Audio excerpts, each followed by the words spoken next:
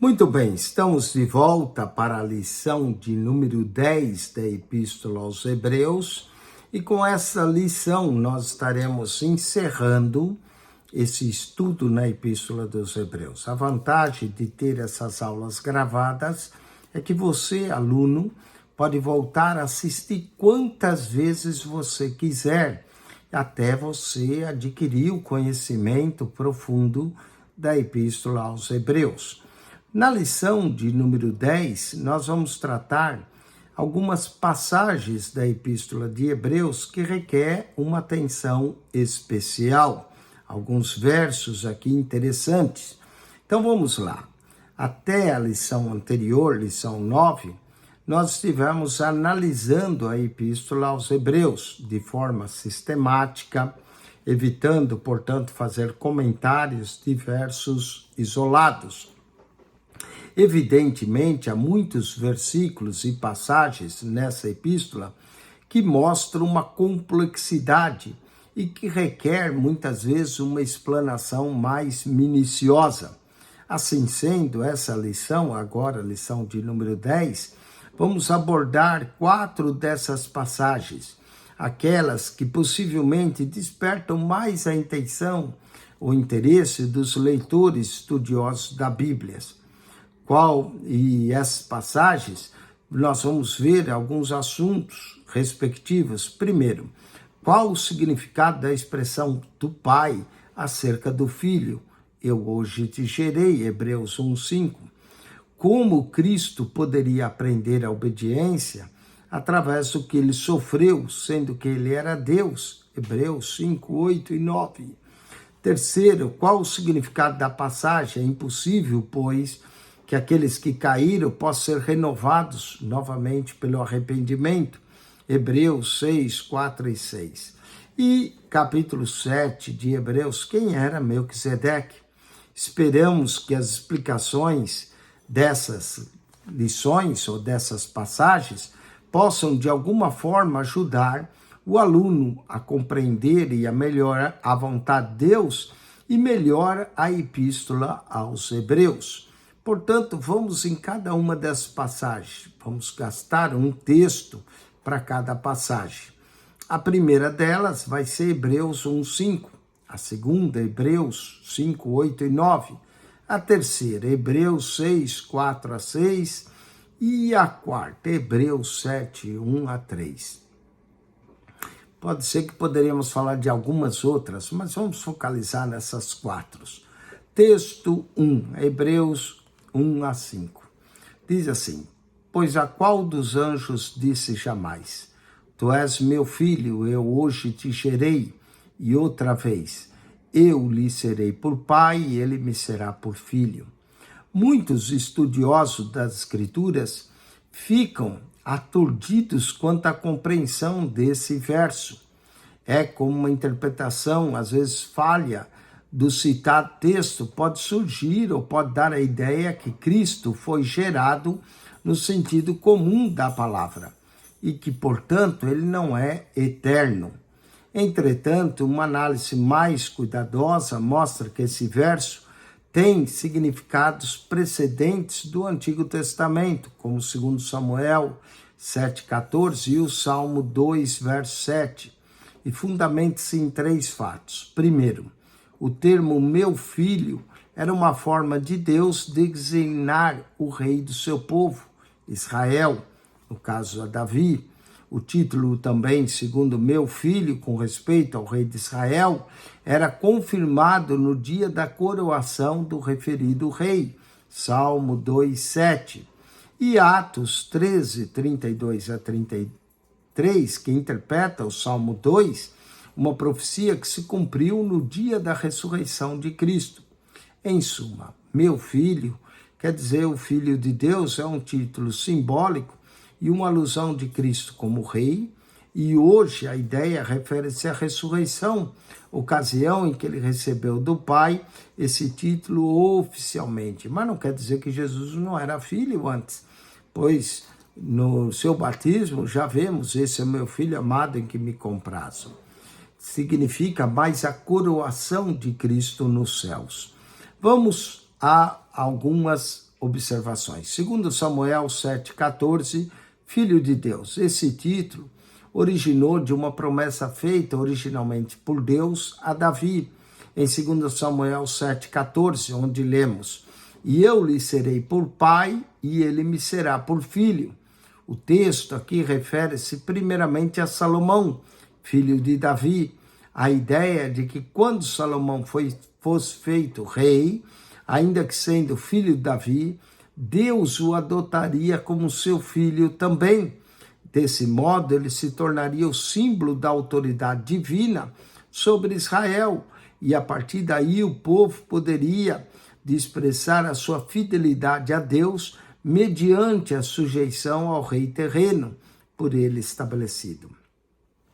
Salmo 2, verso 7, temos o cântico da coroação. Após receber a promessa acerca de Salomão, Davi, divinamente inspirado, escreveu um cântico para o ato momentoso da coroação de seu filho. Não seria um cântico exclusivo para aquele momento, pelo contrário, seria um cântico de profundo sentido profético, Salmo 2, o que serviria para anunciar a coroação de Jesus Cristo, o Rei dos Reis, o Filho de Davi. Numa das estrofes do cântico, o rei menciona o juramento que Deus lhe fizera. E esse juramento é: tu és meu filho, eu hoje te gerei, Salmo 2, 7, que é citado nominalmente em Hebreus 1:5. Evidentemente, Davi, pelo Espírito, não se referia ao nascimento de Cristo, mas ao seu recebimento de título de filho de Deus. Hoje te gerei. Após muitos anos do escrito do Salmo 2, verso 7, Paulo, pelo Espírito Santo, dá a interpretação dessa profecia em Atos, capítulo 13, versos 32 e 33. Nós vos anunciamos o evangelho da promessa feita a nossos pais, como Deus cumpriu plenamente a nós, seus filhos, ressuscitando a Jesus, como está escrito no Salmo 2. Tu és meu filho, hoje te gerei. Portanto, isso refere-se à ressurreição de Cristo. Paulo definiu a ressurreição como hoje, consoante ao que declaramos nos Salmos e Hebreus. Portanto, a expressão hoje te gerei não se refere à formação de Cristo, mas à ocasião que ele recebeu oficialmente o título de rei, como domínio sobre todas as coisas e por ocasião da sua ressurreição. Além de rei de Israel, Cristo foi constituído herdeiro de todas as coisas, Hebreus 1:2, como um reinado cujo trono duraria para todo sempre, Hebreus 1:8. Cristo sempre foi o Filho de Deus, mesmo antes de sua ressurreição. Esse foi apenas um dia, o dia da ressurreição, em que o evento se firmou de forma histórica. Da mesma forma, o título Cordeiro de Deus, dado a Cristo antes da fundação do mundo, refere-se ao seu sacrifício na cruz, do Cordeiro que foi morto antes da fundação do mundo. Apocalipse 13:8. Vamos então agora aos exercícios. Marque-se para certo e E para errado. O termo meu filho no Antigo Testamento era originalmente uma forma de Deus designar o rei de Israel, certo? De acordo com o texto estudado, o título meu filho, registrado em Hebreus 1:5, refere-se a Isaac. Errado, refere-se a Salomão. 10:3, ao compor o cântico da coroação do seu filho, Davi estava dando um sentido profético às suas palavras, apontando para a futura coroação de Jesus, o Rei dos Reis, o filho de Davi, certo? Paulo, interpretando a profecia de Davi, Salmo 2, verso 7, não estava se referindo à geração ou formação de Cristo, mas à ocasião em que ele oficialmente recebia o título de rei, certo? Cristo recebeu o título de Cordeiro de Deus muito tempo depois de sua ressurreição. Errado. Foi antes da fundação do mundo. Vamos ao segundo texto que muitos questionam e de difícil interpretação em Hebreus 5, 8 e 9.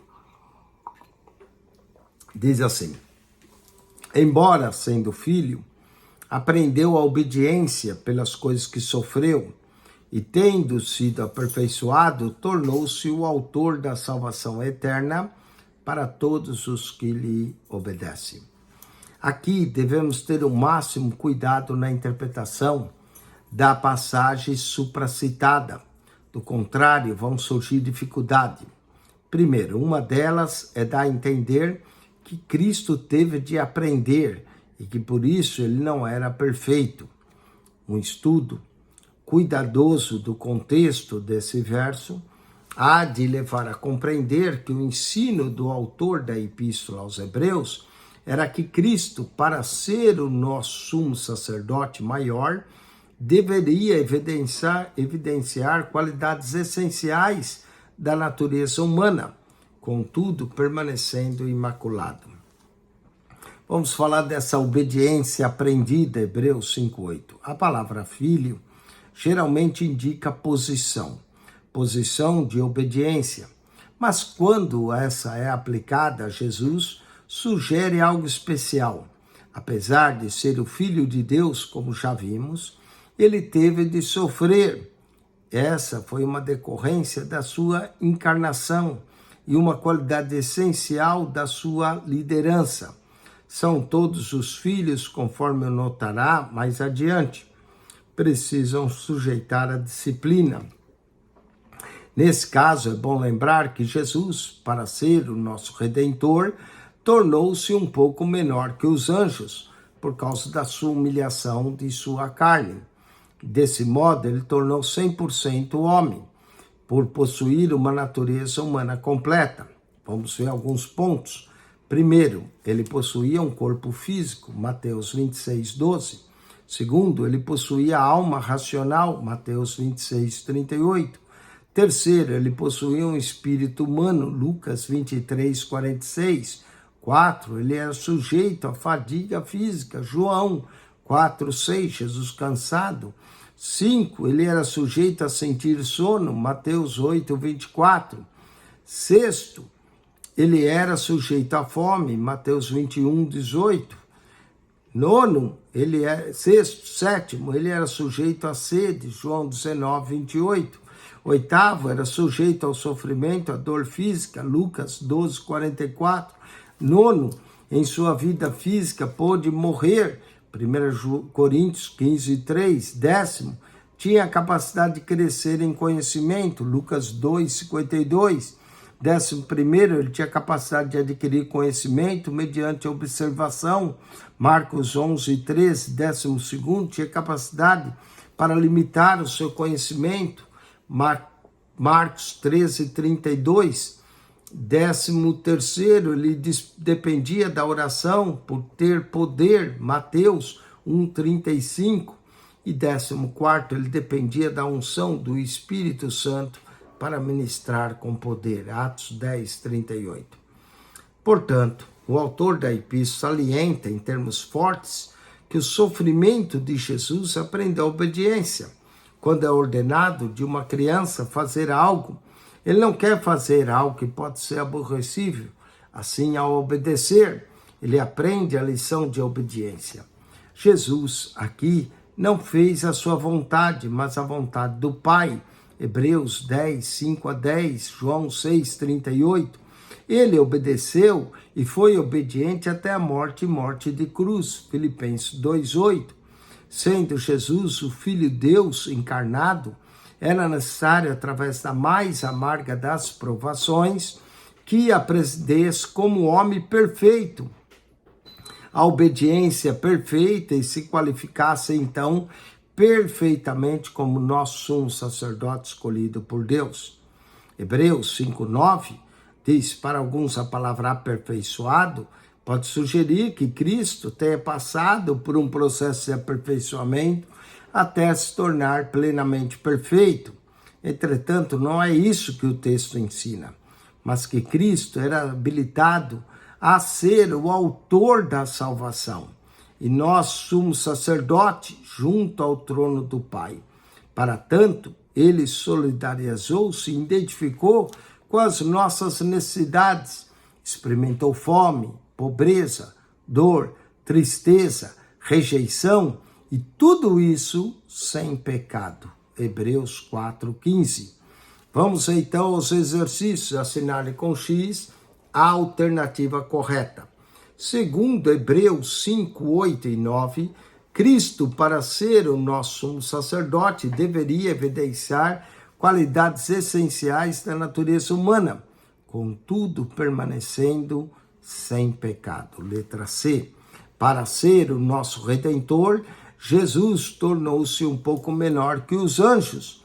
Letra B. Devido à sua humilhação. 10:8. Tornando-se humilhação por nós, Jesus faz totalmente homem, e sua nova natureza fez com que ele, todas estão corretas, ficar sujeito a fadiga, dor, fome e sede. 10:9, um ponto marcante em Jesus quanto à sua obediência ao Pai, foi ele, letra A, submeter-se à ignomia, à morte de cruz. 10:10, as palavras tendo sido aperfeiçoados, deixam claro que, letra C, estava habilitado a ser o autor da salvação e sumo sacerdote junto ao Pai. Hebreus 3, texto 3. Agora vamos falar de Hebreus 6, 4 a 6. Uma outra passagem difícil. É impossível, pois, aqueles que uma vez foram iluminados e provaram o dom celestial e se tornaram participantes do Espírito Santo e provaram a boa palavra de Deus e os poderes do mundo vindouro e caíram, sim, é impossível outra vez renová-los para o arrependimento, visto que de novo estão crucificando para si mesmo o Filho de Deus, expondo a ignomia. Hebreus 6, aqui contém uma das mais severas advertências da Bíblia, concernente àqueles que rejeitam a Cristo. Muitos têm interpretado esse texto de forma a não deixar mais esperança para o desviado, que se distanciou de Deus. Contudo, a Bíblia declara que a graça de Deus está disponível a todos os que o buscam com espírito reto e coração quebrantado. Salmo 34, verso 18. Temos exemplo de homens como Davi e Pedro, que temporariamente caíram da fé, mas que foram perdoados e restaurados por Deus. Ao estudarmos atentamente esse texto, verificaremos dois princípios a serem tomados em consideração. Primeiro, alguns aceitam a Cristo e mais tarde abandonam a fé. Segundo, pessoas que rejeitam a Cristo e assim morrerem, estão perdidas, sim, eternamente. Alguns se desviam. O autor afirma em Hebreus 6, 4 a 6, a possibilidade de as pessoas rejeitarem a Cristo após ter-lhe aceito como seu salvador pessoal. Notemos as condições antes de abandonar a fé.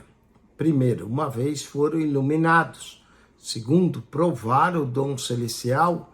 Terceiro, fizeram-se participantes do Espírito Santo. Quarto, provaram a boa palavra de Deus e as virtudes do século futuro. Hebreus 6, 4 e 5. Eram, portanto, crentes verdadeiros. Desviaram-se da fé. Porém, há duas evidências adicionais. Primeiro, a razão da queda seria que as pessoas teriam abandonado a vida cristã, atraídas por outro modo de vida religiosa. E segundo, até aqui a mensagem desse capítulo parece ser dirigida diretamente ao crente. Em Hebreus 6, 1 a 3, o autor exorta que o crente progredir na fé, no verso 4, relaciona essa exortação à palavra por quê, mostrando a importância de o crente avançar e prosseguir até a perfeição, isto é, até a maturidade espiritual, para que não venha a cair. É impossível renová-los para o arrependimento. Hebreus 6, 6. É, portanto, importante observar que essa advertência não menciona a impossibilidade de o desviado reconciliar com Deus. Ao contrário, há sempre uma esperança em vida. Para o homem distanciado de Deus, a referência acima dá a entender que entre os cristãos hebreus, muitos já não tinham o desejo de serem mais restaurados. E assim, agindo, tais pessoas estavam crucificando outra vez o Filho de Deus e zombando dele publicamente. Essa passagem indica que quem assim age não terá mais oportunidade de reconciliar-se com Deus, posto que estão afastados para longe de si aquele que os pode restaurá-lo. Cristo é o único meio de salvação. O homem que aceita Cristo é mais tarde, e o que rejeita definitivamente não achará qualquer outro meio de salvação. Comparemos essa verdade com Hebreus 10, 26, onde é dito que o pecado de rejeitar a Cristo deixa o homem sem nenhum outro sacrifício pelo pecado. Vejamos um paralelo também com Hebreus 12, 16, 17, que Esaú, que não valorizou o direito de primogenitura, espontaneamente trocou por um guisado de lentilhas, mais tarde refletiu quanto ao seu ato impensado e com lágrimas buscou bênção igual junto ao Pai. Mas a oportunidade já havia lhe passado.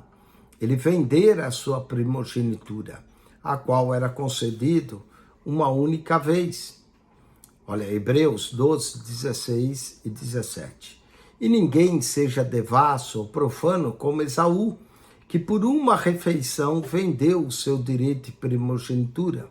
Porque bem sabeis que, querendo ele ainda depois herdar a bênção, foi rejeitado, porque não achou lugar de arrependimento, ainda que com lágrimas o buscou. O capítulo 6 vai além de uma advertência, pois aborda também as promessas divinas que, como crentes, herdamos. Hebreus 6,12, para que não vos torneis indolentes, mas imitadores daquele que pela fé e pela longanimidade herdam as promessas. Hebreus 6,12. Vamos aos exercícios do texto de número 3. Relacione a coluna A de acordo com a coluna B. Coluna A contém uma das mais severas advertências da Bíblia concernente àqueles que rejeitam a Cristo. Aqui, Hebreus capítulo 6, letra D. Homens que, tendo caído da fé, logo retornaram a Deus, sendo restaurados. Letra E, Davi e Pedro. Iluminados, provaram o dom celestial, tornaram-se participantes do Espírito Santo, provaram a boa palavra de Deus e as virtudes do século futuro. Aqui, letra A, condições que estavam a pessoas antes de rejeitarem a Cristo. 10:14. Os cristãos são exortados a progredir na fé. Hebreus 6, 1-3. Aqui é a letra C. 10:15. Vendeu seu direito de primogenitura e foi impedido de receber a bênção do Pai. Letra B. Esaú. Vamos agora ao último texto, texto 4, Hebreus 7, 1-3. Porque esse Melquisedeque, rei de Salém, sacerdote do Deus Altíssimo, saiu ao encontro de Abraão, quando voltava da matança dos reis, e o abençoou, para o qual também Abraão separou o dízimo de tudo. Primeiramente se interpreta rei de justiça, e depois também é rei de Salém, ou seja, rei de paz, sem pai, sem mãe, sem genealogia, que não teve princípio de dias nem fim de existência. Entretanto, feito semelhante ao Filho de Deus, permanece sacerdote perpetuamente. Vamos à ideia de que Melquisedeque era uma cristofania, quer dizer, uma aparição de Cristo. Alguns eruditos da Bíblia divergem tanto quanto o personagem bíblico Melquisedeque, se ele era um homem comum ou se era um caso de cristofania, uma aparição parcial de Cristo na Terra. Precedendo sua encarnação, segundo o Novo Testamento, e uma leitura casual da Bíblia pode dar a impressão de ter Melquisedeque virtudes divinas. A Bíblia afirma que ele era rei de Salém, que ele era sacerdote do Deus Altíssimo. Gênesis capítulo 14, 18 a 20, Hebreus 7, 1 a 17, Hebreus 5, 6 e o verso 10 e Hebreus 6, 20. Em Hebreus 7, 1 a 4, Melquisedeque é apresentado como rei de Salém, sem pai, sem mãe, sem genealogia. E aqui está uma das dificuldades, que não tem nem princípio nem fim de dias e que permanece sacerdote para sempre. Atente para os detalhes aqui. Primeiro, rei de Salém não significa necessariamente que era a pessoa que governasse ou dominava sobre um certo lugar, mas que pode ser um título meramente descritivo, como Isaías 9,6. Note que o autor da epístola cuidadosamente explica que Salém significa paz. Depois também, rei de Salém, ou seja, rei da paz. A ideia de que Melquisedeque era um homem. A expressão sendo feito semelhante ao Filho de Deus, Hebreus 7,3 e Gênesis 14, 19 a 20, exclui a possibilidade de Melquisedeque ser Cristo, porque semelhança não é. Melquisedeque, rei de Salém, isso é como um rei terreno. Josué, como 18, 28, Juízes 19, 10 e 1 Crônicas 11, 4. Portanto, não pode ser Cristo. Isso equivaleria a dizer que Cristo viveu como um simples homem entre os demais homens anteriores à sua encarnação. A frase sem pai, sem mãe, sem genealogia, conforme Hebreus 7,3, significa simplesmente que no texto bíblico não há registro do seu parentesco. De igual modo, sem princípio de dias nem fim de vida, significa que não temos relato do nascimento e da morte de Melquisedeque. Podemos, dessa forma, ser ele uma figura de Cristo. Finalmente, a frase permanece sacerdote para sempre, Hebreus 7, 3, 17, Salmo 110, verso 4, concernente a Melquisedeque, significa não somente que não houve registro do seu sacerdócio, como também não houve registro do seu nascimento e nem dos seus dias. Vamos agora aos exercícios. Marque-se para certo e para errado. Com relação a Melquisedeque, dada a maneira como ele é descrito, em Hebreus 7, 1 a 3, há diferentes ideias entre os eruditos quanto à possibilidade de tratar-se de um homem ou de ser o caso de uma cristofania, certo? 10:17, a suposição de ser Melquisedeque uma cristofania vem do fato de ser descrito como alguém sem pai, sem mãe, sem genealogia, não ter princípio nem fim de dias e que permanece sacerdote para sempre, certo? O caso de Melquisedeque trata-se de uma cristofania. Isso significa que Cristo encarnou-se 2 vezes. Errado. Quanto à teoria de que Melquisedeque era um homem comum, deduz-se da expressão sendo feito semelhante ao Filho de Deus. 10:19, certo. A Bíblia 10:20, a Bíblia descreve Melquisedeque como sacerdote eterno, substituto de Jesus. Errado. Não é? Era a sua ordem, não ele. Vamos ao 10:21. Ao compor um cântico para a coroação de seu filho Salomão, Davi fez algo perpétuo, pois contém uma forte cunho profético para anunciar aqui, letra D, a coroação de Jesus Cristo. 10:21, letra D. O texto de Hebreus 5:9 ensina que Cristo passou por um processo de aperfeiçoamento até alcançar a perfeição. Seria, não é essa. Estabilitado, a letra B é a certa. Estabilitado a ser autor da salvação e sumo sacerdote junto ao trono do Pai. Vamos a 10:23, falando sobre alguns que se desviaram. O autor da Epístola aos Hebreus aponta as condições desse que antes de abandonar a fé, provaram a boa palavra de Deus. Letra A, uma vez foram iluminados, provaram o dom celestial, tornaram-se participantes. Aqui é todas do Espírito Santo. Todas estão corretas. Todas estão corretas. Vamos a 10:24. A ideia de que Melquisedeque era uma cristofania vem da descrição como alguém.